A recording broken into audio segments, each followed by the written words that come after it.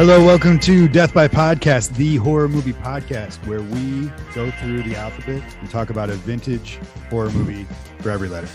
I am your host, Adam. That is your other host, Kevin.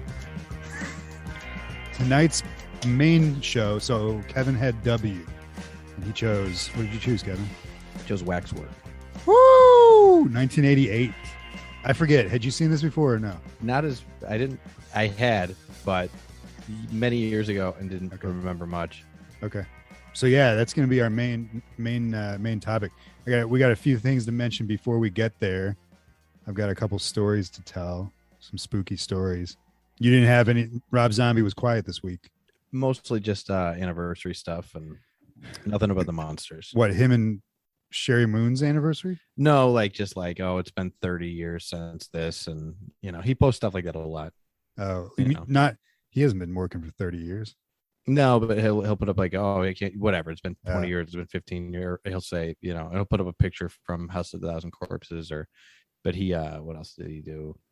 I think a special edition Blu-ray of 31 came out. So he was posting about that. Is that worth watching? I've never seen it either. Oh, okay. What were his last 31 and Lords of Salem, which you said is very good. I don't know, man. There's one of them, which maybe it's Lords of Salem or whatever, where it's like witches or something, and it's yeah, that's what I thought. It's a cool concept, and there's some creepy stuff in it, but again, it's just dirty. I just feel dirty. Love you, Rob. Mean it. You got anything else news before I go through this novel of shit that I have here? Nope. All right. To start off, I don't usually publicize this, but my birthday was this week. But if you guys remember, when it was Kevin's birthday, I thought that I would embarrass him, whatever. So I made a little post on Instagram, whatever. And Kevin says, wait till it's your birthday. That's what he told me. And I was like, you did. I think you texted it to me or something. I don't know. You're like, wait till it's your birthday, like this ominous thing. So I was expecting some kind of I don't even know, man. So I go, my brother takes me, I like low key, whatever. He usually takes me out to a movie and some dinner. So he comes, he's like, Possession, this 1981. I'm gonna talk about this movie for a second, but first I want to finish this story. 1981, Sam Neill. We go to the Music Box Theater, which is a classic little theater here in Chicago, and which is haunted. It's another thing I want to talk about. And we see the movie. We come home. He drops me off, and there's this box in my vestibule lobby of my building. As I approach the glass door, and it's it's the perfect size for a severed head, absolute perfect size. And it's got this wacky, if you guys ever need something gift wrapped, Kevin's your man. 7 kinds of tape and huge letters, to Adam, I don't know, charcoal. What'd you use? Charcoal or something? I just use an old dirty magic marker. And I was like, holy shit, what is that? Who's it from? And I don't even know. How'd you get in my building? I didn't. Oh, you didn't? No, I put it on the outside. No shit. Okay. Well, maybe one of my neighbors brought it in. So I see this, I come in, I'm like, all right, I pick it up. I kick it first and make sure it doesn't respawn. And then I pick it up, take it home. And it was pretty hefty. Bring it inside. Kevin went bonkers. It was one of the greatest surprises that I've ever been surprised by. I had mentioned way a long time ago, it would be really cool to start a collection of VHS tapes of the movies that we talk about. So it's a box full of VHS tapes of at least half the movies that we've talked about, and just absolutely phenomenal. So Kevin, thank you. I know we talked and I thanked you, but I wanted to thank you on the podcast. That was super cool. And it was crazy. I was like, what? There's also a shirt in there of the Groovy Ghoulies, which is, if you guys we've been talking about Groovy Ghoulies on the Patreon podcast, BoobTube TV, a couple times. It's an old 70s show, which pretty obscure for the most part. The fact that a shirt existed blew my mind as well. So, and then this groovy new webcam that I'm on right now, Kevin can actually see me. So Kevin, thank you. It was awesome. It means a lot. I appreciate it. Of course, man. I also wanted to mention my brother got me. He always gets me some cool stuff. Got me a couple horror related things. One of which I know Kevin is going to be envious of. That's sweet. That's cool. Herbert West Toonie Terrors, the figures from NECA. Awesome figures. Comes with what's his name? What's the doc? His like the dean's name? Oh, I forget. Whatever. It comes with the head and the tray. Severed head, the tray, and a syringe of green juice. That's awesome. I might have to get one of those. Also got me this disco Dracula Migo that glows in the dark. Oh wow, that's very bizarre. But yeah, thank you, Joe, my brother. What else? And thank you to everybody. A lot of people who follow the podcast reached out, wished me happy birthday, and I just really appreciate it, everybody. So I'll start with the Music Box Theater, which is supposedly haunted. It's that old classic, like everything's flat, whatever. And we were in there. It was super cool. It was my first time in a theater in like 2 years. And there was probably like 10 people in there in a larger theater. So we sat all the way up front. It was a lot of fun. And after the movie, we took a couple pictures, like him with his phone, me with my phone, just kind of like of cool stuff that we were looking at. And I'll post the pictures, or they'll be on Patreon like already. So while you're listening to this, so if you want to check them out, head over to the Patreon. And they're like, I swear to God, in one set of pictures I took and one set of pictures that he took with two different cameras from two different sides of the theater. So it's like the right side and the left side. There's nothing, and then there's something. And I don't know, maybe it's something, maybe it's nothing, but there's definitely something there. Have you ever experienced that? No, I've never seen anything. Yeah. I've never but I've gotten vibes, like for sure, like felt like a, presence of something, but never seen anything, Sure. And I have wacky stories because I actually lived in a legit haunted building that I saw things and experienced things that I won't talk about because it was so traumatizing, at least not right now. But there's definitely these pictures. I think, I showed you the pictures, right? Yeah. I mean, I saw what you were pointing at. The green thing, right? There's like a green. It's like Slimer. Something. Yeah. But I was curious if you could see that while you were taking the picture, if you could. I don't remember seeing it when I was taking the picture, and I sent you a picture where there was nothing there, and then there was the green thing there, and those were like bang bang. I don't know, man. Like I mean, so I don't know. Who knows? I don't know much about flash photography though either. So I mean, it wasn't. I didn't use a flash. Or I don't know anything about photography. Oh, so okay. I mean, I'm also a pretty big skeptic, not of this particular story, but like of anything involving ghosts. I tend to, maybe I keep an open mind. I'm an absolute skeptic until I experience it, and then it's like, oh, okay. And every situation is different, but who knows? That place, it's a cool place. You've been to the Music Box, right? I love the Music Box. I used to go there all the time. Yeah, it's a cool theater. So this movie Possession, have you ever heard of this? Yeah. I've never seen it, but I've heard it's really good. Dude. It's one of those movies that, like, I think it's one of, if not Sam Neill's first movies, and he always does really weird stuff, Oh yeah, Mouth of Madness and Event Horizon and Jurassic Park. That's a fucked up. Well, it's always weird that, like, I wonder what made Spielberg pick Sam Neill. You know what I mean? Yeah, right. Was it? I think Mouth of Madness is after Jurassic Park, but like, okay, and Event Horizon, but like, yeah, like, what was it? I don't know. And he's a great actor, but this movie is like, it's a German movie. It's all in English though. And it takes place obviously in 81. It's got the backdrop of like Berlin Wall. It's like shot like right there and stuff. And you know what? I think Red Letter Media talked about this movie. Who? Oh, Red Letter Media did? I think they have a whole episode on it. I would love to see that. Because it's a J movie. There's a what's that app? Letterbox? Yeah. Yeah. There's a whole list of they're just called J movies. There's a subreddit called J movie because he likes weird movies like this. Oh, really? And I'm 90% sure they did an episode on it. Okay. Yeah. My brother described it as like, there's moments in it where I laughed, but it wasn't intended to be comedy. It wasn't played for comedy. It was because it was like super crusty and weird and like, cheesy and or something, like something that a sick sense of humor like I would laugh at. My brother described it as like The Exorcist meets Monty Python, and that was pretty spot on. But it's one of those movies that even though like not intentional humor like Monty Python, just like bonkers stuff happens, like chase scenes and weird things on foot and whatever. it's one of those movies that's like, I want to call it like German expressionism. I know that I've heard that before. And you know, the movie that's in that Masters of Horror movie with Norman Reedus that we watched? Yeah. What was that? Was that the Carpenter episode? Yeah. Okay. So the movie that's in there, it was kind of like that. Like this movie was like that movie where it's like, I wanted to like pull my eyeballs out, you know? At the end of it, the guy behind us is like, I hear him say, that was awesome. And I turned and I was like, bullshit. I was like, bullshit artist. Like, it wasn't a bad movie, but don't pretend like you understood it. It was so out there. At one point, you're like, is it about demon possession or is it about aliens? It's got like a Hellraiser aspect with this creature and like, but then it's just so weird. It's so weird.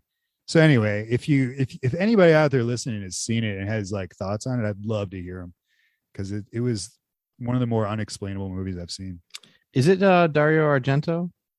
No, I don't think so. I could be wrong. I don't know, but it didn't feel like one of his. His are usually a little more like, I guess, explainable, even though they're weird, you know? This one was just, what the fuck? Especially the ending was so bizarre. And it's got this chick that's like super hot and attractive, but I'd never seen her before. She must be like just a German actor or something. And I was like surprised that I've never heard of her. Anyway, it was a blast though. As weird as it was good to like get out and see a movie. We sat in the very front row and it was like super 80s. It felt like super 80s for a super 80s movie. The other thing I wanted to mention was there's a lot of hype going around right now for Midnight Mass on Netflix. You've heard of it? Have you started? I've heard of it. My dad's watching it. You're watching it. I've heard it's good. I finished it. I've always been a Flanagan fan. Mike Flanagan is awesome. You know, Hill House, Bly Manor. He did a couple movies before he did this Netflix contract or whatever he's doing. Dr. Sleep, which was fine, whatever. But I finished it in 2 nights. I was up to like 4 a.m. twice because I couldn't stop watching it. And usually I would have watched it because it's Flanagan and it's Halloween and it's a spooky thing. But usually when people talk about stuff this much, I'm like, I'll wait. But I watched it and it was fucking awesome, man. And it's like, I hope that if you're listening to this, don't read about it because there's stuff in it that's worth waiting for. But watch it and watch it before Halloween because it's definitely like a horror thing. Okay. Great, I'll give it a shot. Great cast, and it's got Elliot in it. Henry Thomas. Yeah. Who is okay. He's like Mike Flanagan's muse, you know. And I feel like this is his best role outside of E.T. I've loved everything he's done, but he really gets to flex in this, and it's good to see that. All right, yeah, I'll check it out. I've gotten a lot of recommendations. Word. For it. I'd like to talk about it, you know, whatever next time, whenever you watch it. And then the last thing I wanted to say was, have you ever heard of the movie Coven? Yeah, I think so. Or the name Mark Borchardt. It both sound familiar. All right. Mark Borchardt is the guy who created and directed this movie called Coven, which is spelled Coven, but he says it's pronounced Coven. And it's like about witches. It's like a real like low budget homemade movie. Very cool, but very like nothing yet something. And anyway, for those that don't know, this came out last year, right? No, this is old. This is like 10, I don't even know, 10, 15 years old, maybe more. It's not a mainstream thing by any means. But anyway, we rarely talk about what we do outside of this podcast, but I'm a toy designer, AC Toy Design. And I got a really cool project with my buddy Dan from Death by Toys, who does a lot of like horror related stuff. And I won't say much about it because it's just a cool horror related project that I'm working on, some toys that I'm making, and it's a blast. It's really cool to be included in some of that because we're both creators. Kevin is excellent artist and a writer, and he wrote a book and drew a book called Time Wise that he never talks about. It's on Amazon. It's on Amazon. Wants to read it, and if you want to find him and talk to him about it, at the other Kevin. What is it? It's the other Kevin Kroll. Yeah, other Kevin Kroll from Chicago that is also an illustrator. Really? There's another Kevin Kroll in Chicago who's an illustrator. Yeah, and it's funny. I used to go to the Palette and Chisel, which is an art school. Yeah, and they have these events when for like on New Year's Day or whatever, on these whatever on Veterans Day, whatever it is, where they call them Model Mayhem, where it's just life drawing for like 15 hours straight. And I showed up to one. I went to pay, and they were like, "You already paid," and I was like, "No, I didn't." And they're like, "Well, you're on the list. You already paid." I'm like, well, "I didn't. So here's the money." And they're like, "Okay." And then I found out later that like we were in the same room. I got like me and this guy, and we follow each other on Instagram, but we've never met. But he's a good artist. He does a lot of paintings and he plays guitar and stuff. But it's hilarious. But he's got kevinkroll.com and he's got all the other stuff. So yeah, what a jerk. So check him out. Check that out. Check this Kevin Kroll out. Not that other guy. Nothing against that other guy, but yeah. So anyway, thanks for listening to my list. That's everything that I got. Let's get to Waxwork. You don't have anything else you want to mention? Nope. How are the kids? Kids are good? Yeah, they're both good. All right, cool. One of them found my Jason mask when we were decorating the house, and she was running around the house with it. It was kind of neat. That's awesome. Did you give her a knife? No, I mean, no, maybe I will. We'll see. That's awesome. All right, man. Your letter W, Waxwork, 1988. What do you got? Let's tell me about this cast. What do you got? This cast. Look at this cast. Pretty good cast, man. It's written and directed by Anthony Hickox, I guess. Yeah. He directed Hellraiser 3. Right. That's all I really could find. Which this is a really cool directed movie. Like it's I don't know, I liked it. You know what? It's got its misses, but it felt like, I don't know, there was a lot of like they might have overreached in certain places and they kind of had to compromise in others, you know, because it didn't cost a lot of money. I forget, I looked up the budget and it didn't cost that much. But it had a Fred Decker feel to it. Yeah, it did. Right. The ending did. Like the more that the movie went on, the more it felt it could have used a little more Fred Decker charm. Yeah. But the cast, man, you got Zach Galligan, friend of the show. Billy Peltzer of Gremlins. You got my guy. I always get excited when I see this guy, David Warner. Oh yeah, Tron, Sark. Yep, Chancellor Gorkon from Star Trek 6. He's in one of the best Star Trek Next Generation episodes. It's a 2-parter. It's called Chain of Command. It's one of the best episodes they have, where he plays a Cardassian. He plays a Kardashian. Like, well, there's a race like, you know how they have Klingons and Ferengis. There's a race called Cardassians. There's a race called the Kardashians. Like it's Cardassians, not Kardashians. But is that what they were named after? Like the family? No, they don't. I mean, they like a Star Trek thing. They're Star Trek family. Maybe. I mean, I don't know. I don't know where they got the name.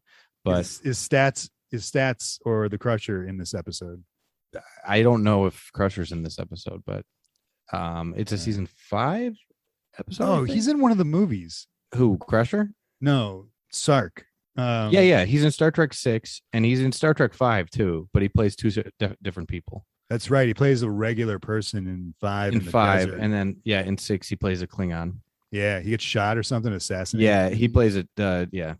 See, I know what's up. Star Trek. Adam watches Star Trek. Star Trek 6 kicks ass. I wouldn't go that far, but okay.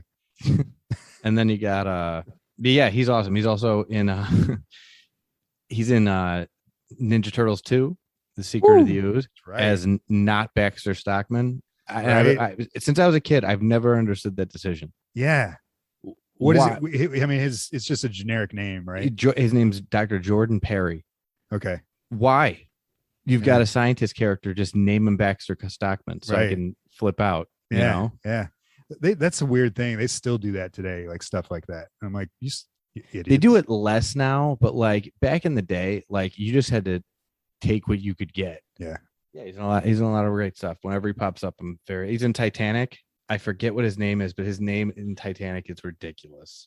Julian something? Julian? No, it's Forsyth. Julian Forsyth? I know this is. Is he friends with Bill Zane? Yeah. He's like he's like Billy Zane's muscle.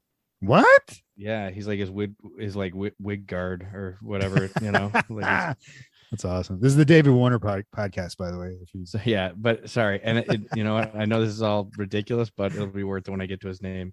His name is Spicer Lovejoy. Oh my god, that is an awesome name. He's just Spicer a prick in Titanic. Lovejoy. But anyway, I love David Warner. Anyway, Yeah. okay. Yeah, he's great. You got John Rhys Davis who pops up for Gimli. Yeah, Gimli and Sala from Indiana Jones. Raiders. Yeah, you got I'm gonna fuck up his name. Michu Mezeros. I'm gonna go with Mihaly Michu Mezeros Augusto. Okay, you're talking about the little man. Yeah, he's got quite the discography, man, or filmography. He's in Freaked, which is one of my favorite movies. Oh yeah. He's in it for like half a second, but he's in it. Bonkers. He was the stunt double for the baby in Look Who's Talking. What? Yeah. What did that baby do that needed to be doubled? I don't remember. I haven't seen Look Who's Talking in a while. Damn. I used to watch a lot. I know when I was younger. I was like, how they get Bruce Willis's voice in a baby? Yeah, he also played Alf a few times when he was on the couch and they needed him to run around. Wow. You know, they would dress him up like Alf. Yeah. And he's on the cover of a Doors album. Really? A Doors album? Strange Days, yes. Doing like as himself. Yeah, I mean, I think it's just like, look at this weird midget. I mean, oh wow. Yeah. That's crazy. I don't know. I don't know the cover of the album off the top of my head. He's one of my favorite parts of this movie. Like he is. Yeah, he's awesome. He's going for it. Yeah. Like every scene, he's like, jumping around. Super excited. Speaking of when you said Alf, I rewatched the first Child's Play for the first time since probably it came out the other night.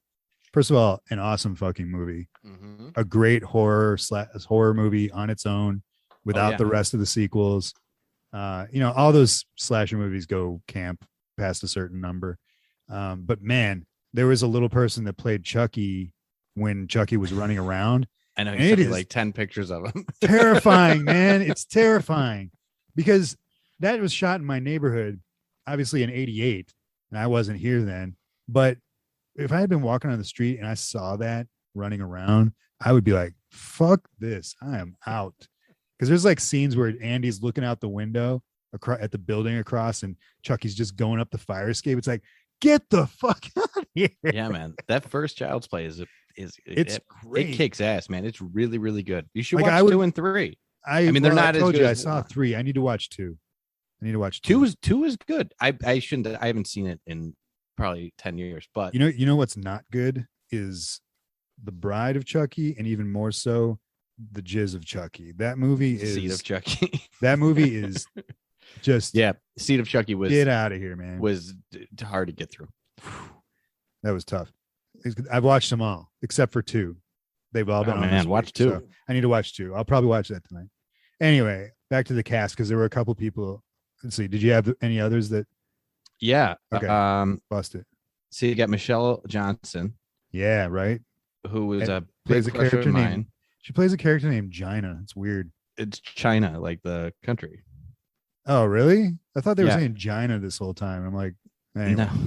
No. What's ridiculous is her name is China Webster, which is the weirdest name ever. Weird. Gyna Webster.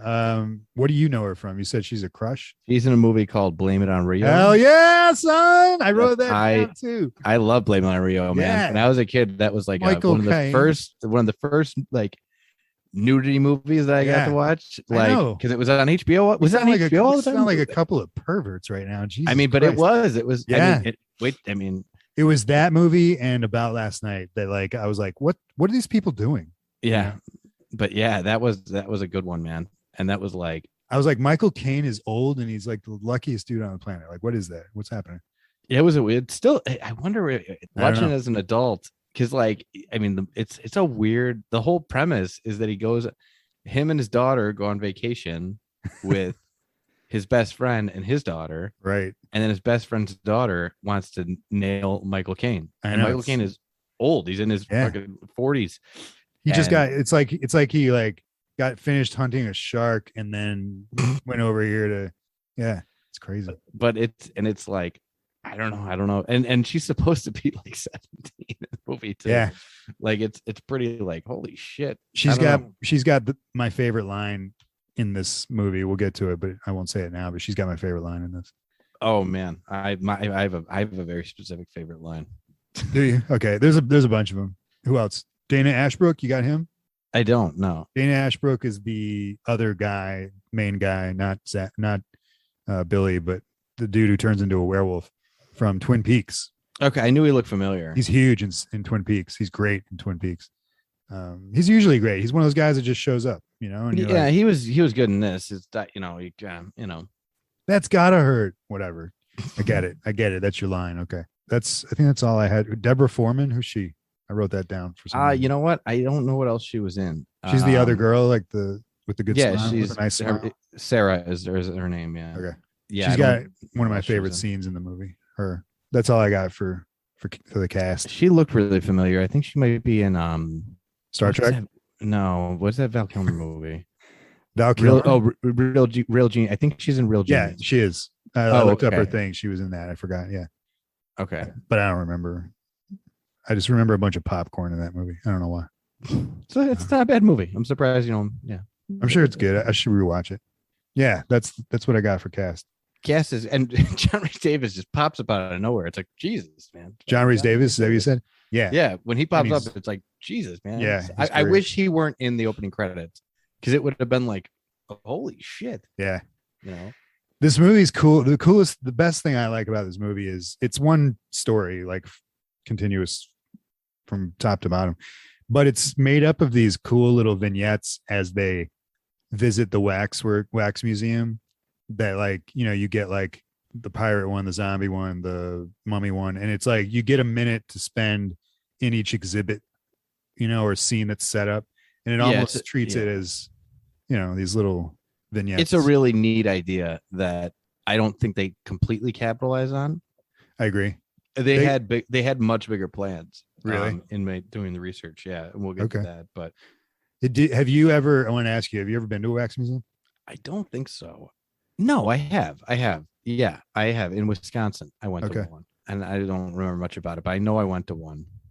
When I was a kid, like in the 80s, like really young, my whole family, my dad, my parents took us all three of us kids to Canada, to Niagara Falls. And there was a wax museum there, and I don't remember specifics, but I remember being like, why would you take me to the creepiest place on earth?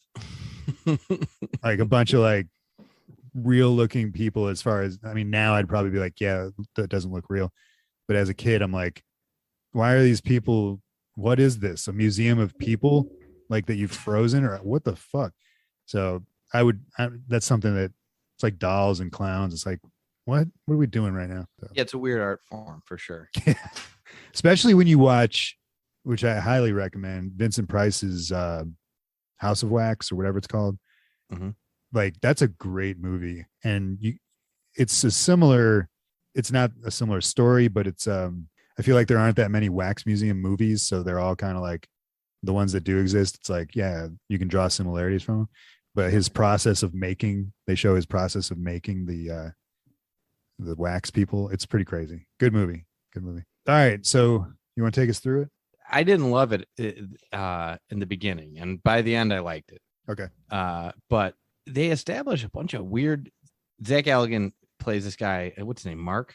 So, yeah, we're gonna call him Billy the whole time. Yeah. But why not? There's no reason. He's playing. He's having dinner with his mother. Breakfast.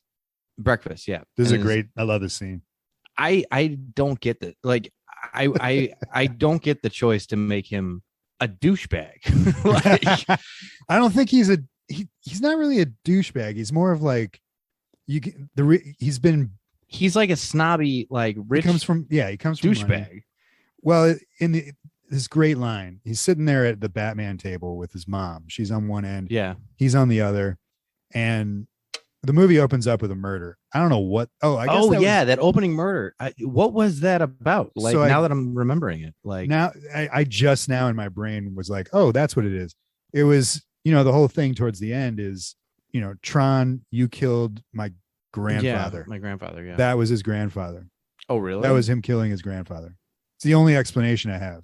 Because I was like, because that was the whole thing with Wheels, the guy in the armored wheelchair. There's also a lot of there's a lot of loose ends that are kind of left hanging in this movie. So I wouldn't be surprised to the point where I thought I might have gotten a fucked up edit.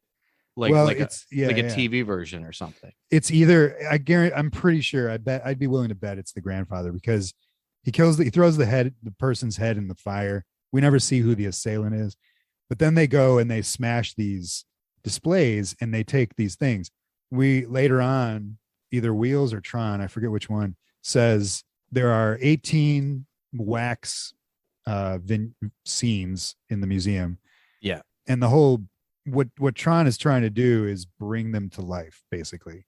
And he's kind of like a warlock, kind of, because he's old and he looks young. But yeah, he sold his soul to the devil. Sold his soul. And there were 3 people who each had 6 idols or things, pieces of jewelry. I don't know. And then if you unite them, all the monsters come to life.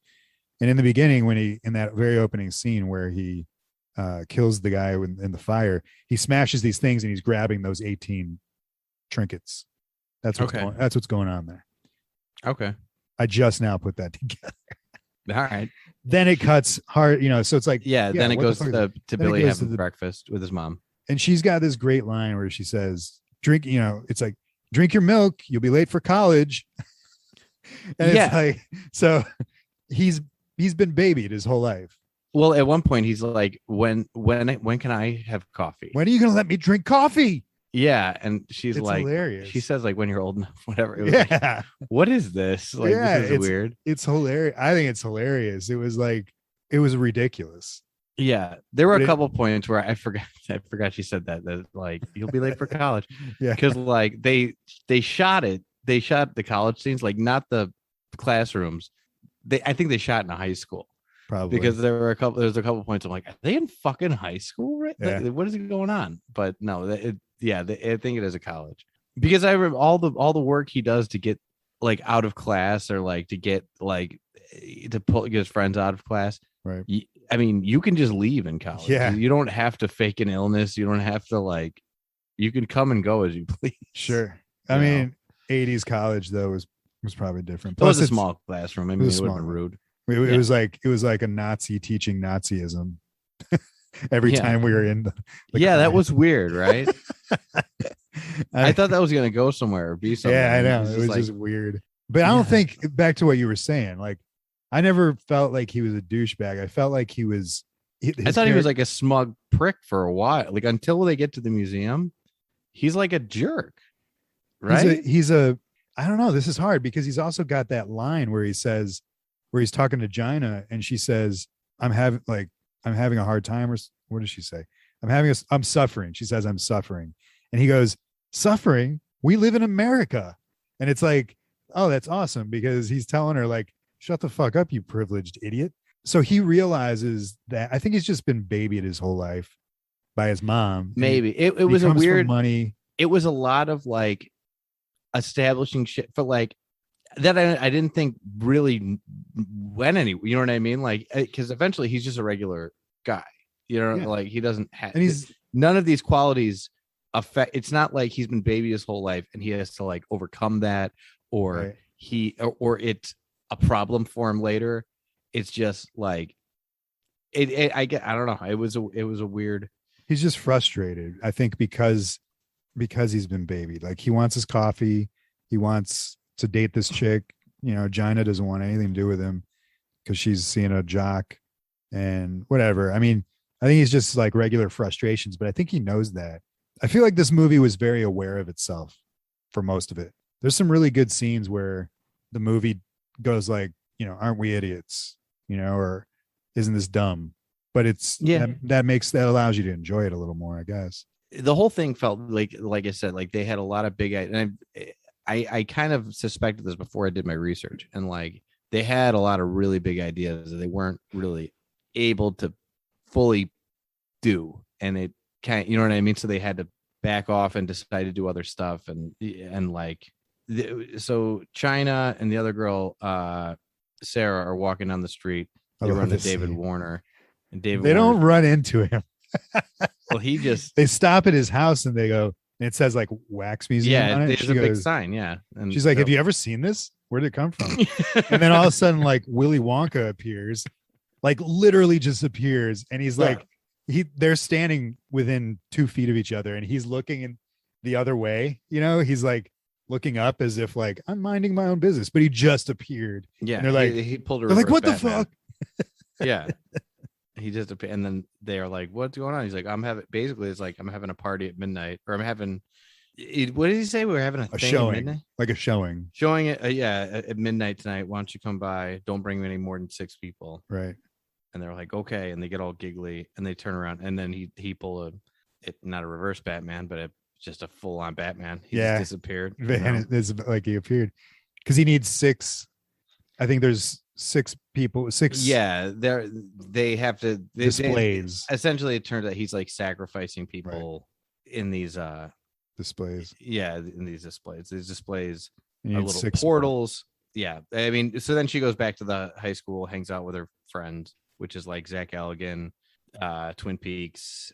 I don't know, 2 other people. And, right. Yeah, they're just regulars. They're just hanging out by the football field and just being dickheads. Yeah, that's it.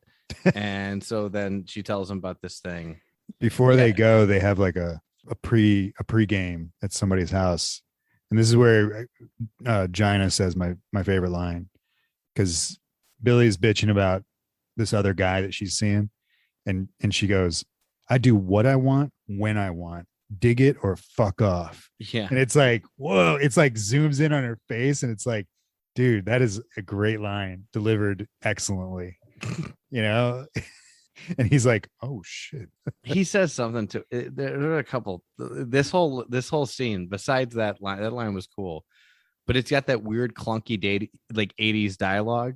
It's got this. Yeah, there's a hard boiled sense to, or like vibe to it. It's weird. Like it's just, I don't know how to describe it, but just like people just nobody. Everybody's a lot of these movies. People talk in like ideal circumstances, like they say things that are very witty to things that no one would ever say. You know what I mean? Like it's just but anyways, so they're hanging out, they're pregame, and she says that they all dress up like to the nines too. They all wear like full on suits. They go to this wax museum, and Michu, the little person, answers the door. Which, you know what I thought about though? It's as soon as I was like, that's kind of really, I mean, impractical to have like a little person butler, and not to say that like they, you know, everybody can do everything, but at the Kevin, don't get us canceled, dude. At least he's gonna have to like reach up on shelves or open doors. He's not a regular little bit. He's like a 1.5 foot tall. Yeah, he's very, very small, but he's like mini me. You know, this is where I feel like the movie is aware of itself. Later on, we find out there's also the opposite, which is a gigantic Lurch butler. I have him written down as Lurch, and in the script they wrote him in as like Lurch. Really? In the credits, it's not Lurch for copyright reasons, but I don't think they ever say his name in the movie. Sure. But yeah, they call him Lurch. The reason this works is because as they approach the door, you know, they're all like freaked out because it looks like a haunted house kind of, and they're all behind Billy. And then the door just opens, and Twin Peaks is like, it's the old door opening by itself scene. And then the camera pans down and we see, what's his name again? Michu.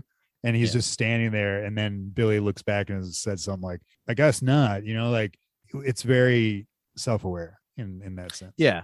Yeah. It's and he's just, every time he's on camera, he steals it, you know? He's awesome. He does. I mean, he really does. He's great. He does some dances in this movie and stuff. Like every time he like bows and his hair, like, there's a sound effect. It's like, whoosh. Yeah, he's awesome. He's one of the highlights of the movie. So then they're walking around and they're looking at, there's a bunch of wax statues, you know, and they're all like different scenes, different like dioramas. Like, like I counted, well, there's 18 of them, but I was like writing down which ones they were, like what was in them. There was like a circus freak, a werewolf, Frankenstein, zombie, invisible man, mummy, pirates.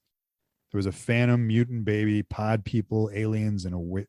This was at the end when you wrote all that down. Yeah, like I was and as they were walking through, because I was trying to figure out what the 18 were, and some cool stuff in there. Yeah, for sure. And like it's kind of funny because like the rules they established is that you have to like basically walk past the barriers and like go into, you know, walk up to the display in order for like this the ropes, portal to work. Right. And they have to come up with a reason why, because I mean I don't know about you, when I go to like a wax museum or somewhere, I don't go past into the red display, rope. Yeah, right. I just don't do that. Yeah, but this guy does his it. Lighter. Oh yeah, he's lighting a cigarette and he accidentally throws it in. He's lighting a cigarette in a wax museum. There's like a little bit. That's funny. Yeah, and he drops his lighter. He goes to get it, and like a portal opens, and he's like, "That was the other thing." And I guess it's fine. He's like transported into like the woods, and he's dressed totally different. He's got a different haircut, and he's like, "All he's right, a character. what's going on?" Yeah, he becomes like a character within that scene. But he's totally cool. At first, he's like, "Am I tripping on acid right now?" And he's like, "Oh, I didn't take acid." And then he's like, "Oh, I bet I'm hypnotized." And then he's just like, "Yo, he must be hypnotized." Okay, I'm gonna keep on just walking around. And he goes to this house and going with the flow, as far as like if that were to happen to you or me or whatever, like you go to reach for your lighter and then all of a sudden it's like whoosh, and you're in that world right there. I'd be like your brain would melt. If they would have done like the vampire shit, like the girl scene first, or even like, you know what I mean, just have him be like in a haze, what's going on, or like maybe he's out of it, then I'll buy it. Like, oh, maybe he's just, you know, spaced out, like whatever it does. Otherwise, why wouldn't you be freaked the fuck out? You'd be like, what is happening right now? Because he's an idiot. But this happens to a lot of people in this movie. Sure. Like, it happens to everybody. Well, each one kind of has like a different reaction to scenario they get sucked into. Like when Billy gets into his, he's kind of figured out that like he knows what's up.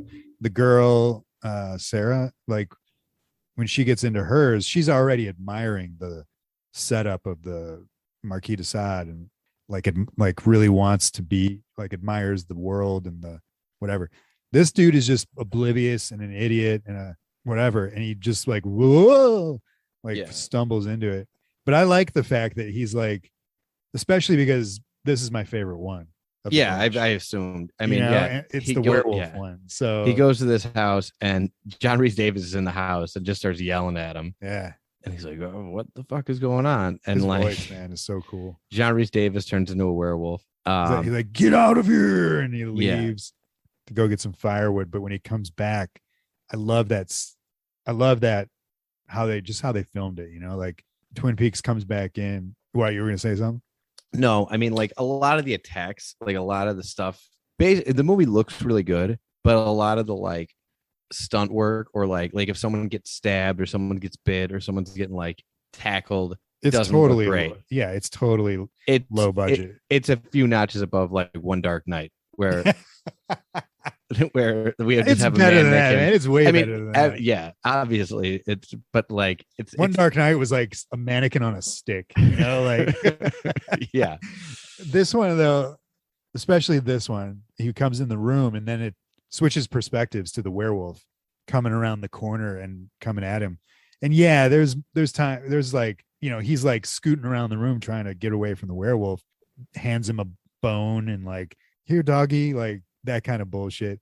But he's also this idiot that doesn't realize what's happening. Like he's still, up until this point, he thinks it's a joke that somebody's playing on him, you know? It's a weird choice. But then these two like werewolf hunters come in, and these guys, man, he's already been bitten. Like he's already like, he gets bit. Like, he gets bit on the arm. It's like a father and son, like werewolf killing team. Are they though? Because like they come in, they're obviously hunting the werewolf. Yeah. But when they come in and the werewolf attacks, he looks at his son and he goes, "Load the silver bullets." I'm like, if you're hunting werewolves, man, you should. Why isn't this loaded? He breaks. I mean, that's just to tell the audience, like, hey, there's silver bullets, and that's how you kill werewolves. But like, like they bring in, they have like a handful. It's not even like they have a handful of silver bullets, and then they load it up and they fuck it up. They drop them all, and then that's why the son winds up getting ripped in half, which was cool. Yeah. And the werewolf, did you like the werewolf? The werewolf was fine. Yeah, I love this design. They said they tried to base it off The Howling. That's what they wanted. It's absolutely The Howling, man. So and then this guy shoots John Rhys Davis, then he shoots, and then Twin Peaks is like changing, like on the floor. Yeah. And they shoot him, and then they go back, and then we're back in the museum. But another thing I love about this, which I've always loved how this scene played out, but it wasn't until this time realizing what it meant, I guess. John Rhys Davies, the main werewolf, after he gets shot, he comes around to the table and sits down at the table in a chair, still as the werewolf. And as he's dying, he turns his head and looks at Twin Peaks in the corner, changing and also getting shot. And to me, that was like a really cool thing. Obviously, I could be reading too much into it, but it was like John Rhys Davies knew he was dying, and he turned to look at Twin Peaks as if like, now it's up. Now the legacy is on you, the werewolf legacy or whatever. And that's how the scene within that world ends. So then when they come out of it back into the museum, that's what you see. The scene now has changed to John Rhys Davies werewolf looking at Twin Peaks sitting there half changed, and that's frozen like that. I don't know. It was just a really cool little bit of nuance that I'm probably giving him too much credit for, but I didn't pick up on any of that, but that's And then so they zoom out. Billy's walking around just being like, where is everybody? Like they do a few sequences of him being like, where is everyone? They go to Gyna, who I in my notes is I put not Kim Cattrall because she looks like Kim Cattrall. So Gyna is in like, she did the same thing. I forget how she wound up. I forget too. I was trying to remember. I think she just went to go walk up to it. Really? Because he's like, I don't know, he's like built. She sees this built vampire. Yeah. And she goes walking up to it, and then she's like, looks like Fabio, only these are vampire in Dracula clothes. Yeah, these kind of vampire. I didn't love the vampire sequences in this movie. I didn't either. It was the kind of vampires that James Woods doesn't like either. You could check out that. Does he episode. say? Yeah. Does he say? Does he call them something? Yeah, he does, but I'm not going to say. Okay. It's 2021. But I know what he means, and it's these kind of vampires, right? I mean, I've been watching this movie since it came out, and I watch it probably once a year. But this vignette, like I was saying earlier, with the vampires, has always been just meh. It's just like this Victorian. Yeah, I don't like that vibe, the Victorian thing. It's just whatever. It's lame. And it's slower, especially once it gets to the guy who's on the table.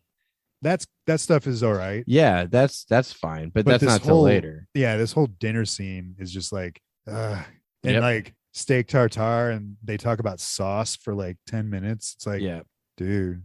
Yeah, it's lame. It's it's gross. Sauce, too much sauce. Yeah, and it's just it's kind of like, and at the end she gets bitten by a vampire. That's how that scene ends. You skipped the leg scene, man. Oh, you're right. I thought that was so late. Yeah, she goes into this like basement that doesn't look anything like a Victorian castle. It looks like the fucking room from Saw. It's just all bathroom tile. Yeah. And there's a guy there, and he's like, yeah, you got to come help me. And like he knows strapped who to the table. He's strapped to the table, and his leg is like down, like basically like rotted down to the bone. I thought about it. I'm like, that's a really good idea. If I'm a vampire, that's a good idea to keep someone around in the basement, keep them alive, and just like eat in. Yeah, eat in, man. You don't have to go out and fucking hunt eat people. Yeah, man. Just keep it. And if you eat this guy's leg, he's not going anywhere. And but vampires don't usually eat people, though. Yeah, I don't know. Weird, but it was a cool effect because the dude's laying there. You see his whole body, and his leg is just down to the bone. Yeah, and then he's like, save me or whatever. And one of the vampires comes in, and they have this fight where they're around the room, and they're like rolling on this dude's leg, and he's like, oh, they keep fucking with this guy. She kills this vampire with the cross on his head, and his head explodes. Yeah, she makes a cross out of like the two knives I think she Yeah. has.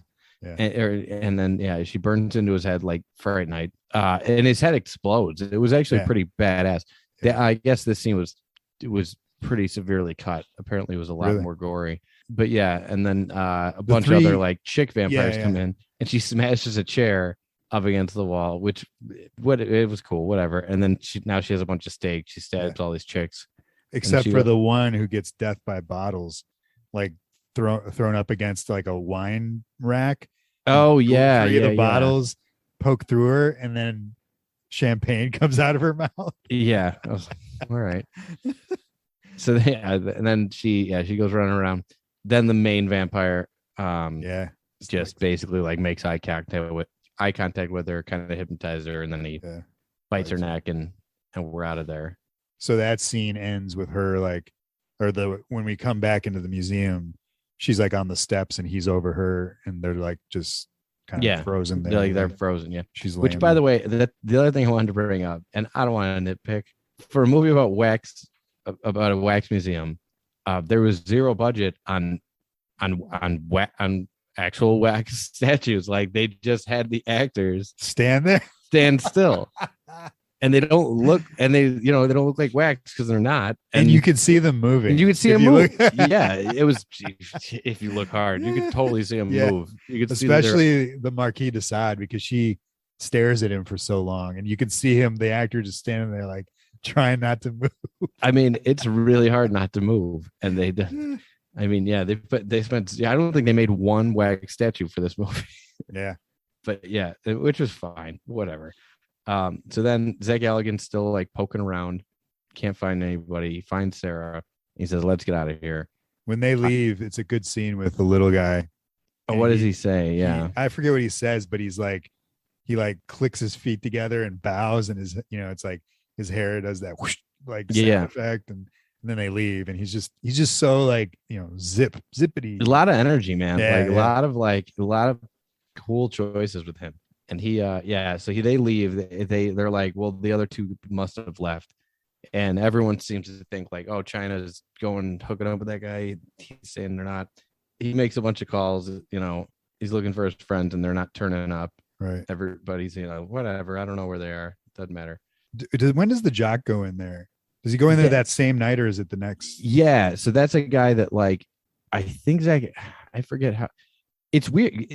I'm not wrong that that's kind of left hanging, right? The jock goes into the wax museum. He goes in. No, he goes in and he gets pushed into, I think it's Jack the Ripper or something.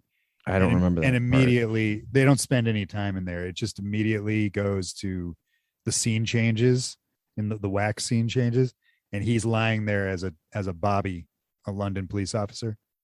Oh, I missed that. And he's dead. So it's like, right off the bat, the wax scene changes, and like Tron is like, that's one more that we had. That's what he said. So anyway, Zach Galligan goes to my favorite part of the movie. He hires Inspector Roberts. He goes and you skipped my favorite scene. Oh, I'm sorry. What is that? Where so that same night when they leave, and he walks her home. He walks Sarah home. Yeah, and he makes a move. Dude, it's just an awesome scene because you've got all this like camp and wax and creatures and weird shit going on. And it's like the movie just stops and like, he's walking her home, and outside of her building, he's dead set on Gyna. Like he wants to date this girl, but all of a sudden he's walking Sarah home, and it's like his brain just goes like, oh, this is what I got. Yeah. I mean, chick. And he's like, he goes to like kiss her, and there's this awesome music playing. And she like denies him. She's like, no, it's not right. And this is what made me think, like, when you said he's kind of a dickhead, that he's not, even though he did make this move on a girl when he's like he's after another girl. Yeah. He stops and he like has this weird, bizarro Humphrey Bogart moment. Almost like, here's looking at you, kid. Like, and she's got this great smile. It's just a weird scene that doesn't really fit in the movie, but it's just a nice little scene. It's nice.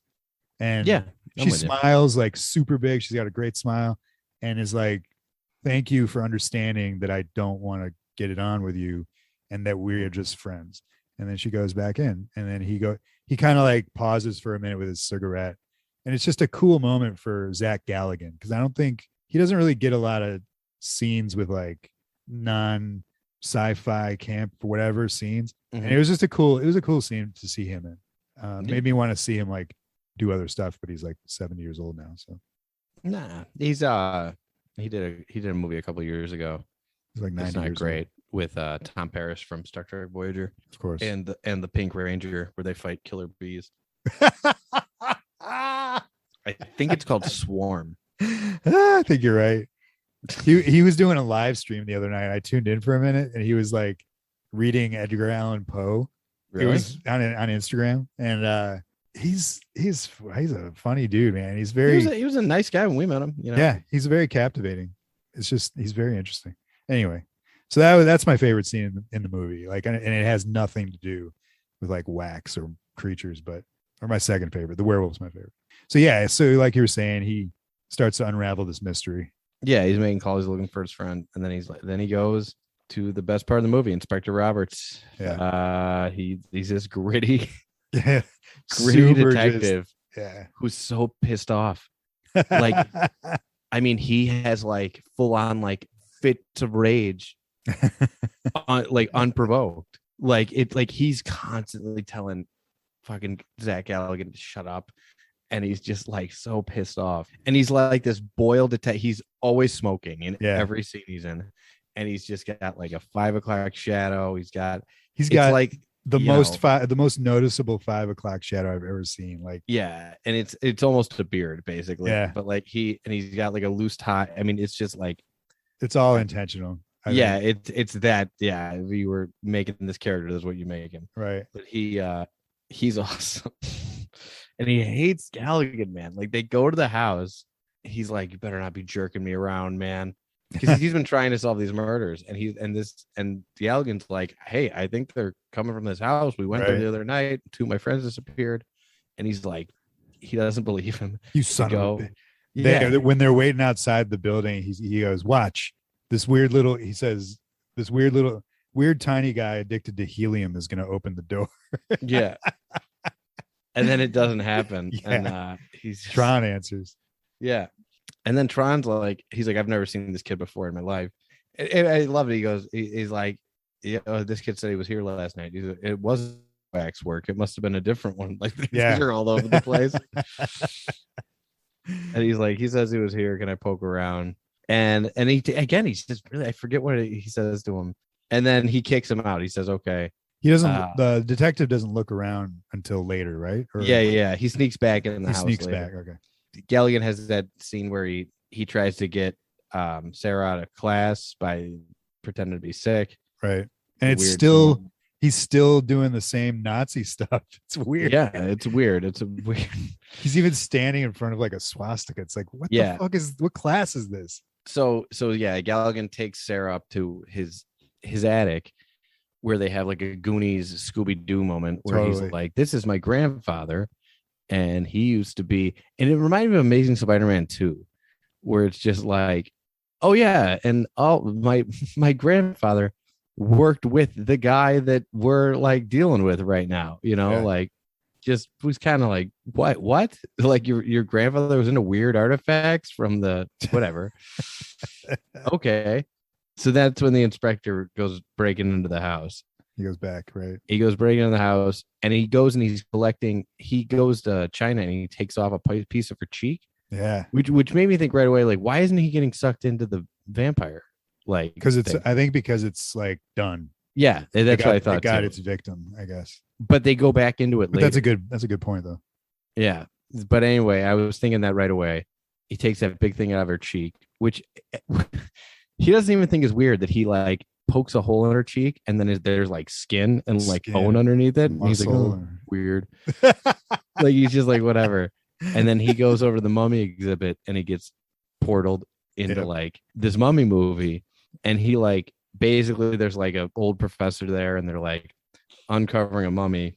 This is my favorite line in the movie is, so there's this giant like sarcophagus, and they're like opening it up, and there's a mummy in there, but it's dead. But its hands move a little bit. Later on they do, yeah. Yeah. Then there's a mummy there's another mummy that like just starts walking towards him. It's this professor, and this is my favorite line. He goes, "It's the mummy," and this guy just goes, "Shit!" Like, and the way he says "shit" is the best. It's the best. Like, this guy went from "I'm a police detective investigating this house" to like, "It's the mummy." Shit, just like it's the best. It's the best line. It's awesome. How did you like this mummy? This version of the mummy? Yeah, he looks badass. He looks really cool. He kills this guy right away. I thought this guy was going to come back. Yeah. I mean, they literally introduced him just to kill him 5 later. Right. Know? This was the first time that I thought of a mummy as a zombie. I always think of a mummy as its own thing. Yeah. But this guy comes out and he's like straight up zombie. Only he's not interested. He just wants to kill. He doesn't want to like he crushes that one dude's head by stepping on it and kills the professor. There's a guy like that was cool. There's a guy like worshiping the mummy, and the mummy just smashes his head. He impales the professor, and then he throws the two. It's a girl, and then this guy, and he throws him in the sarcophagus and like closes it, which is pretty brutal. And then they go back to Zach Galligan and Sarah. That's, by the way, one of the worst fictional ways to die or whatever, like that I can think of. Like being trapped in a place, being, like, buried alive and buried. Man, it's just like that's definitely the worst death in the movie. Sure. Yeah. So Zach and Sarah, they go to see another new character. So I was looking at the IMDb while I was watching this, and I'm looking at all. I'm like, every time I looked, I'm like, where are all these characters? Like, there's so many fucking characters in this movie. So then they go to see Sir Wilfred, who is AKA Wheels. Like, he's got this awesome armored wheelchair. Right now, he's just got a regular wheelchair. Right. I mean, it's still pretty sweet. It's electric. It moves around, but he's this old man professor who's into this kind of stuff. He's actually his godfather, I think they say. Is that what he says? Yeah. He knows about this kind of stuff, and Zach Galligan goes to ask him about it. He tells him all the backstory about his grandfather that we covered already. And then they do this cool thing at the end where he like picks up the phone and like after Zach leaves, and he says like something creepy, and I'm like, oh, is he gonna be a bad guy? Like, that was kind of cool. What he says on the phone is, I wrote this down. Like, he says, Mr. Lincoln has been found, and he's talking about Tron. Yeah. So they've been looking for this guy. He's like a warlock. Like, he's been alive for forever, and they've been hunting him. Like, turns out there's like a team of people, but it's like, he's like, Mr. Lincoln has been found. Oh yeah. He's your fucking neighbor. He's in the same like town as you. What are you talking about? Been found? Have you been looking at all? Yeah. Like, your life goal is to find this dude who's evil and kill him. And he's been like living next to you this whole time. Your nephew found him like when he wasn't even looking for him. Shut the fuck up. Like, what is that? Then there's a goofy scene that was the detective's partner who had like a 5-second scene before this, just goes running into the house, like full on, like guns blazing. Just gets snapped. Lurch breaks his neck. And it's a weird continuity. He's not wearing sunglasses outside. Then they cut to him inside the house. He's wearing sunglasses. Then Lurch breaks his neck and he falls to the ground. And when he falls to the ground, he's no longer, the sunglasses are gone. I was like, whatever. Awesome. So they have that, and they have a weird scene where like David Warner like yells at Lurch because he's like, why would you do that? We could have used him. And then Lurch starts to like cry and like really, and he's like, oh, it's gonna be okay. It's like just a weird scene. Like, I was like, okay, whatever. He's like this keeper of the weirdos, So then they break in. Zach Galligan and Sarah go back to break in, and their plan, they have a gas can basically, and their plan is to burn down all the displays individually. And she brings up a good point. She's like, why don't we just burn it down from the outside? Yeah. And it's not a horrible reason. What does he say? He says because they'll put it out and we'll be arrested for arson. Oh, yeah. Like, I guess so. Yeah.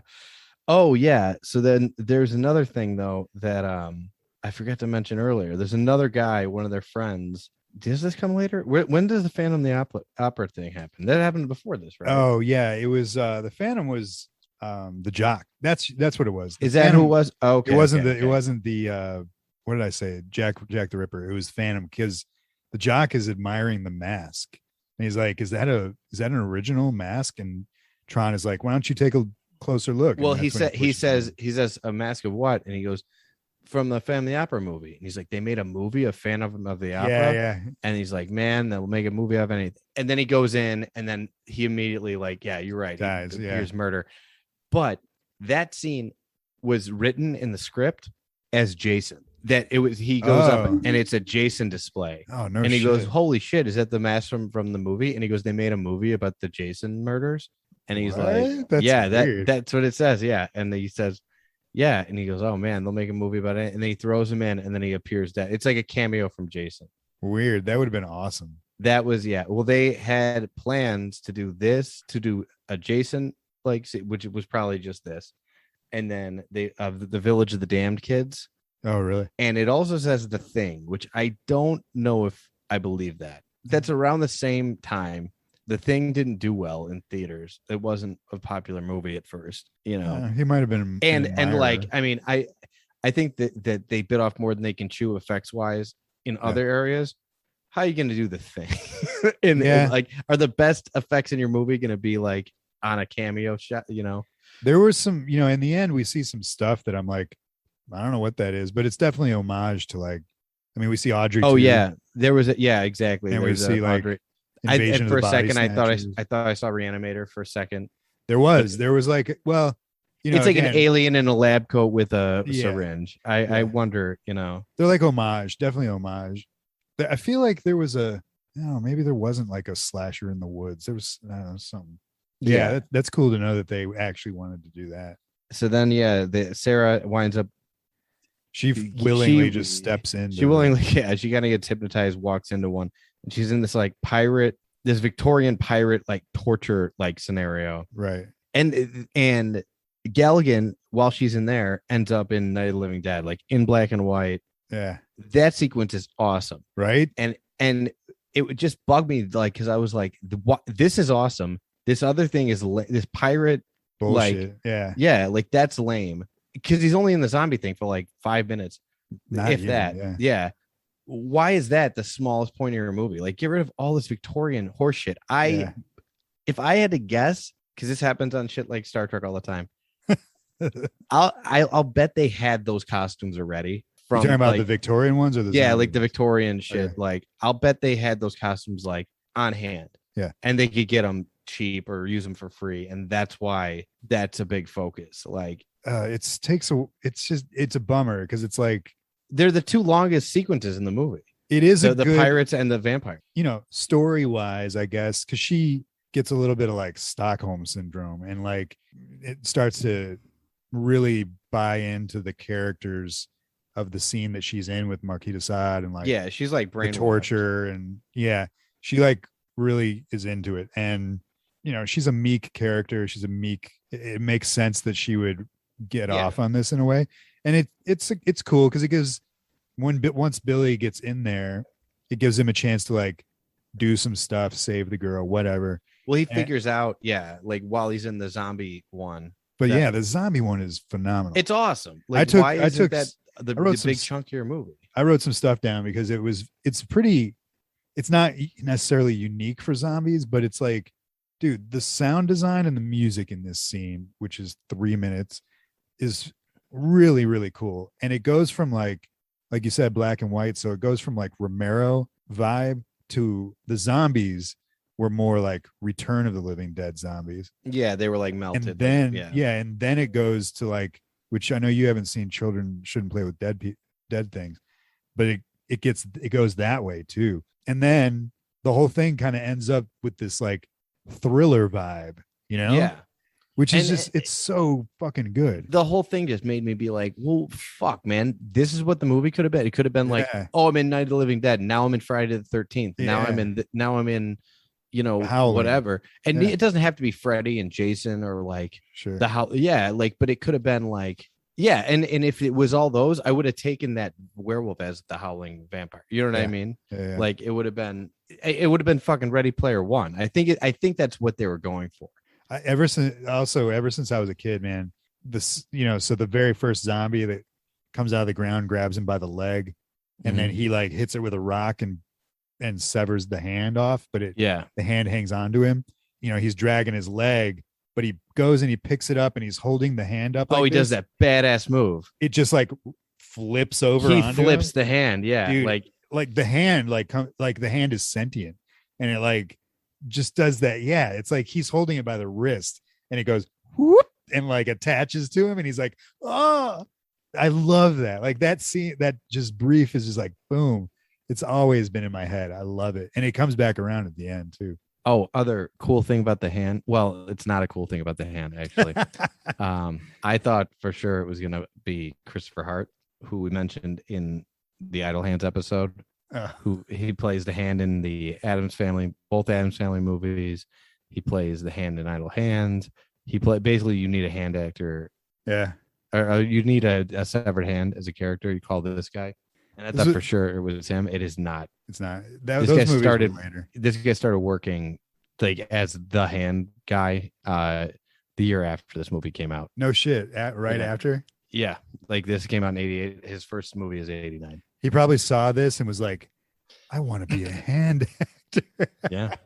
Like that's how that was his inspiration. It is really like it's that cool. Like just that whatever the effect that is, little like flips the hand. I don't know what that is. It was cool. And it's the best effect in the movie, probably. Yeah. Like it looks like a severed hand running around. The whole the whole zombie thing and scene is just it's so good. The way the zombies sound. And this is also where he realizes, like, I don't know how he realizes it, but he's like, if I don't believe in you, you don't exist. Yeah. And I usually hate this. Like I hate it in it. Like when that's like the thing. I mean, I don't love it in Freddy. I mean, that's the deal with Freddy. Sure. Essentially. And they do it in a bunch of different Freddys. Does it ever work on Freddy? Yeah, I think that's how they get him in the third one. Okay. No, the third one they trap him in the mirror. Freddy, I'm a beat your ass, Freddy. Freddy, you pussy, Freddy. But yeah, yeah, I never liked this. I hate it in the original and I hated it even more in the remake because they do it twice in the remake. They do it when they're little kids and then they do it again when they're adults, and it's just lame. It just neutralizes any threat. Dude, I'll tell you what though, man, it worked for me as a kid. It works in this. I mean, I'm saying like when I started to see this, like you said, like around this movie, Nightmare on Elm Street, when as a kid, when you're faced with like watching a movie that's like really scaring you, and in the movie you see characters go, oh, I don't believe in you, so I'm safe. I used to do that when I was a kid. Like I'd go to sleep, I'd be all freaked out, for whatever reason, and I'd be like, I don't believe in you, and like it helped me go to sleep. Right, it's cool. I thought it was lame. I mean, imagine if in like Lost Boys or like in a Jason movie, somebody's like, I don't believe in you, and then it's like, oh, you can't hurt me now. Like, but that's but that's different because Freddy's like some kind of weird I'll take supernatural it for Freddy. Yeah, but for Freddy it works. It's dreams or whatever. It's fine, and it works here too. But yeah, I really hate with Jason's like he's standing right in front of you. Like those guys are real. And maybe it just seems lazy. I mean, I didn't know this at the time in it that like that's not what happened in the book. Like, don't all the kids have an orgy in the book? And that's it. Like that was like a studio note. We need something else. We can't have that.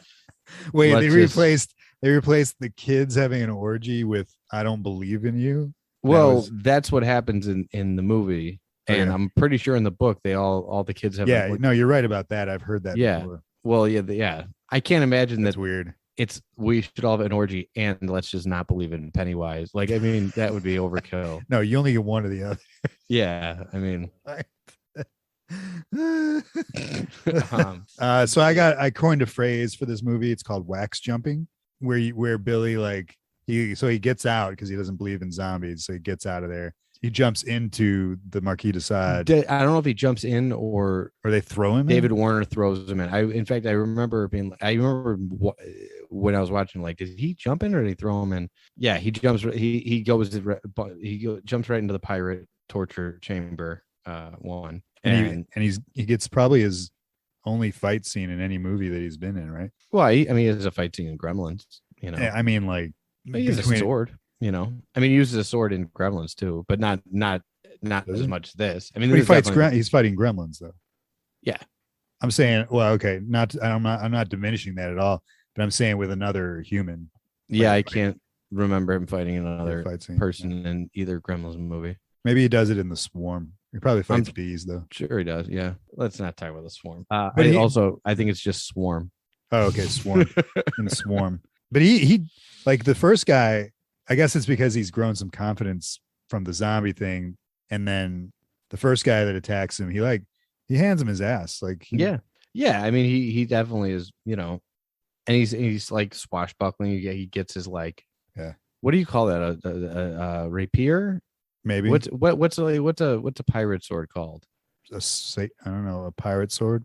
Whatever it is. He gets one of those. A saber. Yeah, sure. Yeah. What's a rapier? Jack Sparrow. I think it's a rapier. He gets one of those. He's stabbing fools left and right. Pirates. Sarah's brainwashed. She doesn't want to go with him. She's just getting whipped. She's an idiot. Yeah. At this point, she's an idiot. She was cool. Just leave her there. There's a cool scene here though, where like I wrote down two things. There's an extra fat extra in the back. Did you notice him? Yeah, I did. Who's like trying really hard to get his face on screen. And it's like, dude, just get that wig out of here and shut up. And then when Billy has his showdown or like verbal showdown with the Marquis, and he like tries to shoot Billy and it just goes through him because he doesn't believe. Yeah. He finally gets Sarah and takes her. The Marquis goes, "We will meet again," and Billy turns and looks at him like just hardcore look. It was awesome. Like I've never seen Billy look like that. Just like fuck. He's like his eyes are saying like, "Come get some," like that. Yeah. Really good eye acting by Billy. Yeah. So then they jump out right after that, and I really like that shot. They jump out, and Warner, Lurch, and the little guy are all just standing there like waiting, and I was like, oh, that's neat. And they just take them and they just isolate them. They're like, all right, well, it's not working with these two because you know what I mean, he figured out how to get out of it, and they just have two more customers. It's the other two friends. Oh, it is. Okay. They're in there. Yeah, the two friends that left at the beginning of the movie. Right. Yeah, so they're in there. Yeah, they just get thrown into these fucking displays right away and immediately. Yeah. And that's the last two people. And then it's on, dude. Yeah. And then all the displays start waking up, and it's a pretty badass, like, oh, what are we going to do? Whatever. And then fucking Sir Wilfred shows up with a bunch of like English gentlemen in his like battle wheelchair. There's a character from the 90s comic X-Force called Bonebreaker that it just reminded me of. Is he a Reaper or a Reaver? He's a Reaver. Is he a Reaver? Yeah, I think so. Or he might be. What's the name of Gambit's group? Yeah. He's got like tank treads. Yeah, he's got a tank for legs. It's pretty much what this is. Yeah, and this guy's running around. Dude, it also reminded me of Star Trek. There's a very famous episode called The Menagerie. What's it called? The Menagerie. It's a 2-part episode of the original series, but it's not like a tank. But anyway, I had notes on this. Can I?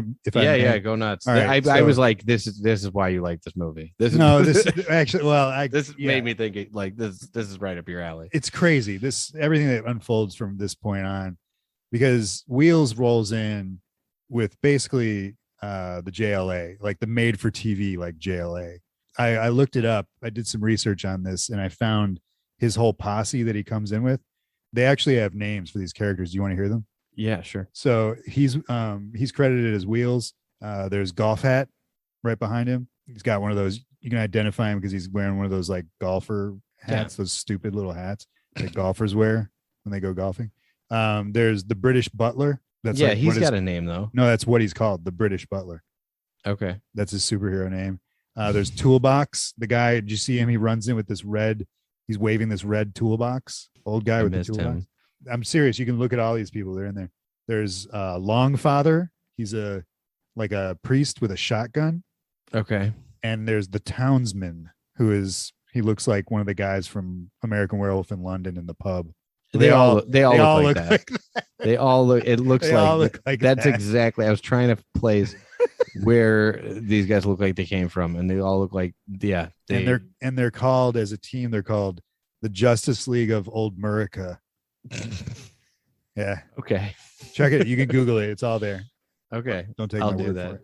So then there's this big giant brawl like with everybody. And what's weird is like their whole thing is like we can't let them escape because then at first it's like, oh man, yeah, what happens if like all these zombies and Yeah, what vampires and happens?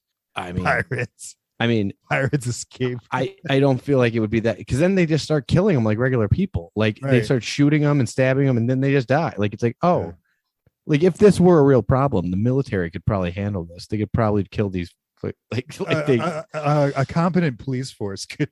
Yeah, could this pretty isn't. much, dude. These are all senior citizens giving these monsters a beatdown, and it's like it's total Braveheart. Only It's like, a total weird. Like, wait, what happened now? So like, it's a bunch of like, English senior citizens jump in and start fighting all these like. Did you notice? Have you ever seen the movie Dreamscape with Dennis Quaid? Yeah.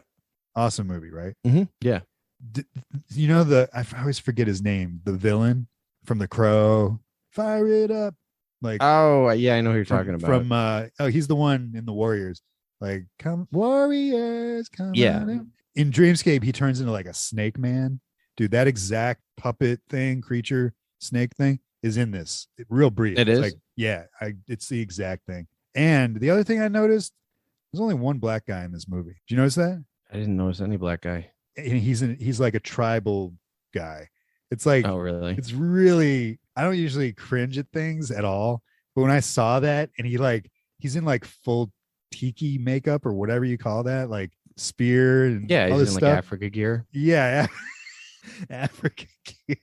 Yeah, it's the only black person in this movie, and I was like, wait, that doesn't seem right. He fights Billy, and Billy ends up stabbing him, but it's weird. It sticks out. I like do remember that now, but yeah, I didn't think of it at the time. It's so weird, man. It's so weird. Yeah, and then like Gyna comes back to life, and she's got her cheek missing. Yeah, her cheek's missing, and she goes and kind of tries to like seduce Billy into whatever. The butler from is it the butler? It's his butler, yeah, right? His butler.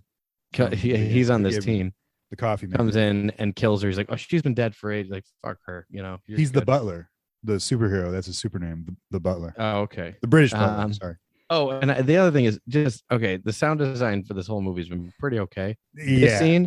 This sound design is like the most stock punch. Like, yeah, dude, it's got those. Did you hear those like punches? Yeah, like you hear. I'm like, what is that? Like, the other thing they did that was super generic was, in some of these displays, there's actual human characters that aren't monsters, right? But they all growl and have this weird deep growl like the monsters. Did you notice that? Yeah, I did. Like there's a dude who's just dressed in flannel and he's got an axe, but he's a villain somehow, and he's like, ugh. Yeah, it's like, again, I think they just either ran out of money or just press the button. Press the button. But yeah, he's running around. His butler gets stabbed by Lurch, and then he comes and stabs Galligan. Comes and stabs Lurch. It's a weird.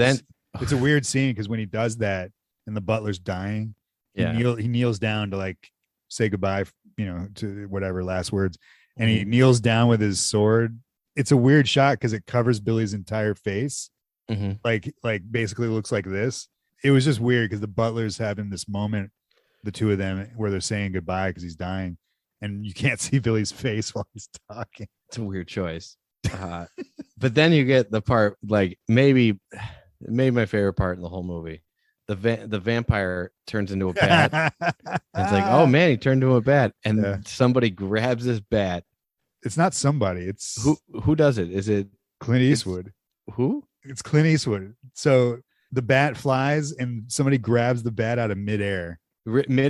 Holds him like holds a gun up to his like an face. ice cream cone. Yeah. Puts a gun right in its face and blows its head off. But he goes, it's a magnum, and as he blows him away, he goes, "Go ahead, make my day." Yeah, and the person says that, and they never show the person who's saying it, but it's Clint Eastwood's gun, and it's Clint Eastwood's line holding this bat like an ice cream cone. Then they feed that tiny butler to the Audrey 2 kind of thing, and the Audrey 2 thing even says like feed, like it does the voice. Yeah, it's that was neat. Does somebody voice Audrey 2? Who voices Audrey 2? I forget the guy's name. I mean, somebody does the voice. It's very distinct. Yeah. There's also a part right here where, the two friends, the fifth and sixth sacrifices, Mhm. chick appears, like jumps out because she died in the pirate scene. She jumps out at Billy. She's talking some shit like, you always wanted me. It's like, what? Yeah. Who are Yeah. you? Like, no. And she just screams like, take me. And then Billy goes, take this, and like blows her away. Yeah. There's a lot of weird stuff in the other movie like that. But it's a great line for him. Like it's like a straight up like hardcore like badass line. You know what line he's got that isn't like badass, that just like I like laughed out loud at it. I forget who he's looking at. I think he's looking at it's gotta be Wilfred, the guy in the tank. Wheels. The werewolf is running around and he comes and he stabs it with his sword and it dies. And then he just like looks at the camera and Wilfred, like he just looks, he goes, it's silver. Like, oh yeah, yes. Like the whole movie stops. Yeah, and he's like, like, he'd be like, he's no, the sword's silver. Yeah, it's silver. It's silver, dude. Like, get out of here. As if anybody was gonna be like, wait, you can't do that. Like, it's just like, no, it's silver. Okay. Then he gets a full on sword fight with that pirate that he loses. They chase each other around. They chase each other around. They have a pretty good sword fight. Yeah, he does that. Like he hides in the corner and tries to. When the pirate comes in the door, you see the tip of his sword enter the room first, and like, dude, it's blatantly got the round metal tip on the tip of the fencing sword, which real ones don't have. But it's like right in the camera. It's like, here's my fake sword. I noticed that too. It's like, come on, man. A few times I was like, ooh. My grandparents used to have a couple of those. I mean, the fencing swords, essentially, like right, like there's. Yeah, I used to fence with those, like with my cousin. It was a blast. Yeah, they sort of for a while. He does that cool move where he pulls it out of Galgan's hand and he catches it and all that stuff. He's got him down. And he's like, he's about to kill him. He's making a speech, and then he takes an axe to the back from Sarah. So pirate guy is dead. Yeah, see a pirate guy. Tron shows up then, right? Yeah. So then Tron's there the whole time watching this fight. And they're in the wax. They're in the wax room at this point. Yeah. I think who shoots him? It's Wilfred, right? Wheels come like there. He's like on a balcony. Yeah, Tron's about to shoot Billy and Chick, and all of a sudden it's like Wheels comes in and shoots him. But when he shoots him, man, he kills David Warner. Then he gets set on fire, and then a werewolf rips off his head. Oh, you're talking about Wheels? Yeah, totally. Yeah, it's an awesome death. It's all like, whoa, like 1, 2, 3, like what? Like, as Warner, but I love when Warner like gets shot. He like his finger keeps firing the gun like a bunch of times as he like twirls and falls into the wax. And then I like that a lot too. And then you get Wheels. The werewolf just appears and like from behind him, it's creepy. Yeah. And like twists his head off. Yeah, as he's on fire. So like Tron falls into the wax, and then it's like Billy's like, phew, it's all over. And then Tron pops out of the wax to deliver his what's his line? He says, oh, we did forget that like right before all this happens, he's about to kill Billy, and he says like, wait, before you do that, you murdered my grandfather. Like, if I'm about to, why would he? Okay, cool. Because he needs to know like the who's killing him. It's like, because at this point Billy's like a superhero. Oh, his line is, would you like a closer look? That's what he says the whole throughout. Oh, yeah. So he pops back out of the wax, and Billy's like, oh, and you think he's gonna do something and whatever, but he just says, would you like a closer look? And then sinks back down to the wax. So do you think that was a Gremlins homage, like an intentional one? Because that's exactly how Stripe dies. No, I didn't know. Really? It's like exactly how Stripe died. Yeah, but I don't know. Maybe. I mean, but because this movie it seems like it used to be, or originally was intended to have way more homage to 80s horror movies than what it ended up having. Maybe. I don't think it was intentional. No. I mean, especially Zach Galligan's your star. It's a little on the nose. Well, that's what I'm saying. Like, I could see them doing it. I don't know, whatever. The wax museum burns down, and I don't like to point out like obvious things, but like this is a miniature if I ever saw.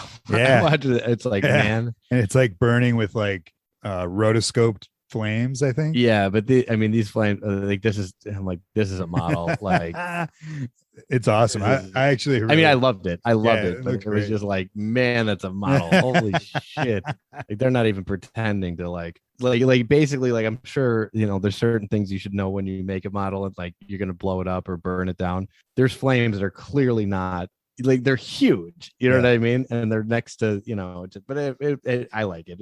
It's part of the charm. Totally. And then the hand from the zombie Night of the Living Dead sequence comes crawling out of the rubble, and that's the end of the movie. It does like a straight up Night of the Creeps crawl too, which is cool. Yeah, like through the grass. Mm-hmm. Yeah, it was a weird. So I watch a lot of like the black and white Peter Cushing, Hammer, and like Universal horror, and a lot of those they just end. Like this Saturday I watched Frankenstein meets Wolfman, and it's like that movie just ends, and it just the end comes up on the screen, and you're like, whoa. I felt like this was kind of like that. It like you see Billy and Sarah kind of scooting away from the fire. Yeah, there's no epilogue. And then the hand comes. I guess that's as much of an epilogue as you get. The hand comes out and crawls away, and that's it. And it's like, but like you said earlier, so what if one of these got out, a police officer is going to shoot him or whatever? What the hell is a hand going to do? Well, there is a Waxwork too. That's right. He directed it too. I haven't seen it. Maybe we'll have to check that out to see. Maybe. I mean, continuation of the Wax story. Did you catch the Lost Boys poster? No. Really? Well, it's not. You're gonna dig this. When the police detective is like looking at all the like missing persons like posters. Okay.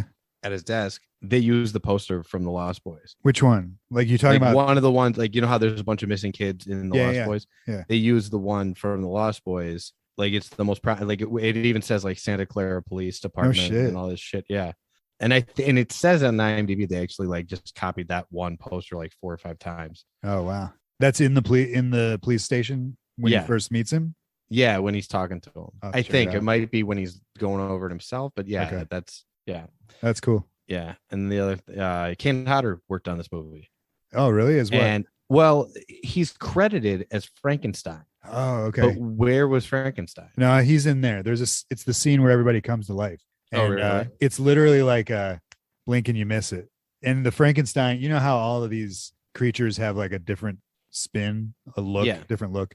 I mean, it's Frankenstein, but it looks like a really weird version of Frankenstein. So, and also when they show him, he's walking because he's just come to life, and there's his footsteps go boom, boom, and then the camera cuts away from him, and you still hear boom, boom. So like they gave it like a little continuation. It's cool, but that's weird that's Hodder. Yeah, that's cool.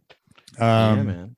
I mean, I know it's got its issues. Did you enjoy it though? For the I enjoyed it a lot. In the very beginning, I was like, oh no, this movie might suck. By 25 minutes in, I was in. Yeah. I liked it. Yeah. I could have done without all the Victorian shit, but like, I mean, it wasn't perfect, but it was solid. I liked it. Yeah. It really is too bad that they chose to expand on what they did and not on like the zombie and the werewolf. It's like, wow, man. Because that zombie scene, they really had something cool going on there. Yeah.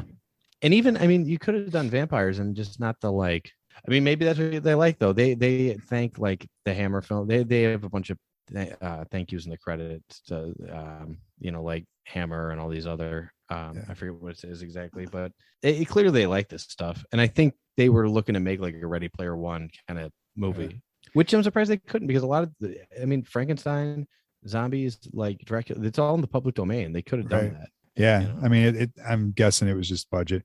And like you said, that's a good point, that Victorian wardrobe, like that shit's everywhere for a bunch of different movies. Yeah. And just make him Dracula. They probably just borrowed it from some whatever movie wrapped on that set previously. They probably just, hey, wait, can you leave that stuff? I mean, that's literally what they did on the original series of Star Trek all the time. What, for like Doctor Who? They're like, hey, wait, can you just leave that stuff? Yeah, I mean, they'd shoot on the lot and be like, what do we got to shoot with? I mean, and that, I don't know if they on Next Generation, I'm sure, there's holodeck episodes, where they, you saw the Sherlock Holmes episode, I'm sure they just borrowed that shit from another show. It was great. I love it. Final questions? Yeah, let's do it. Favorite line? You said it earlier. What was it? Oh, it's just shit. It's a mummy, or it's the mummy. Shit. Yeah. Mine is I can do what I want when I want. Dig it or fuck off. Like, can you imagine James Woods saying that? It would be like, He doesn't have to say it. That's yeah. but that would be delivered by him. I'm saying, like, that would be phenomenal. Favorite character? By the way, I was Yeah. watching The Simpsons yesterday, and it was the James Woods episode, and Does he play himself? yeah, he takes over the Quickie Mart when who gets fired. Hey, do they regularly air the Treehouse of Horrors episodes around now? Not the old ones. If you have Disney Plus, they're all in there, but I don't think they really? air them on regular TV. Favorite character? The police detective. Oh, really? Yeah. Okay. He was my favorite. I wish he were in it more. I wish the movie was about him. Billy. I think. I know you dig him, but I like him a lot. You know, yeah. He just got a lot of charisma. I like that actor. Yeah, he really does. Like I feel like he got to flex a little in this. I wish he was in more stuff. Like from Gremlins and Gremlins. What was Gremlins 2? Gremlins 2 is 89. 89. I think. All right, so there's 5 years there. Like, what are you doing there? Made for Between TV there?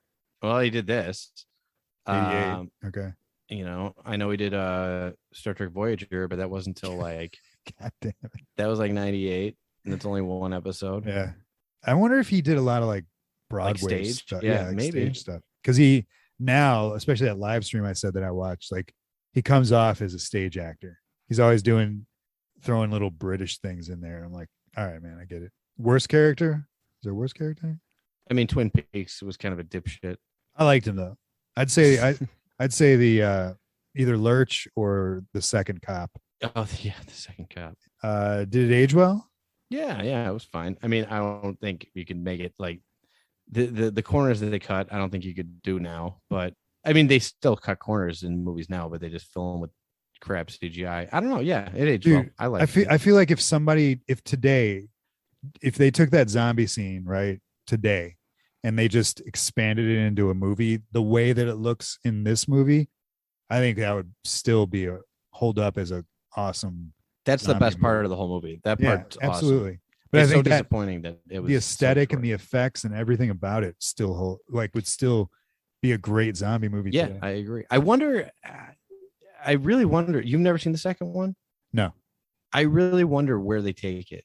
Yeah, I'm gonna watch it. Yeah, I wouldn't mind to watch it.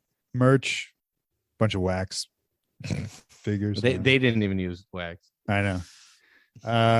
If there was a sequel, who knows? Haven't. I'm excited for it. Yeah, we haven't seen it. Where would you take it though?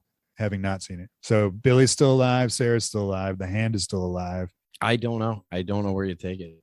I think if you. Well, he did say at one point it must have been one of the other Waxworks museums. Yeah, so maybe there is another one. Maybe there's a franchise. Maybe there's maybe it's like Baskin Robbins. There's like a shitload of them. You know, the one thing that they should have done with the whole concept there is like, if one of these things escapes, somehow it can infect or spread or.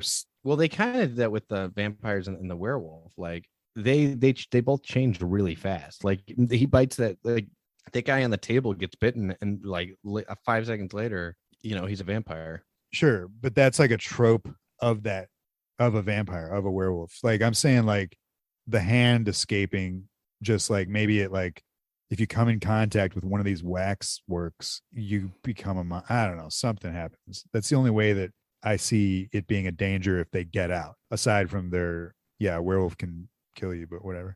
And you said Siskel and Ebert, nothing. They didn't watch it. I couldn't find it. No. Okay. I think they would have hated it. Yeah, they would have. I think it doesn't have enough charm.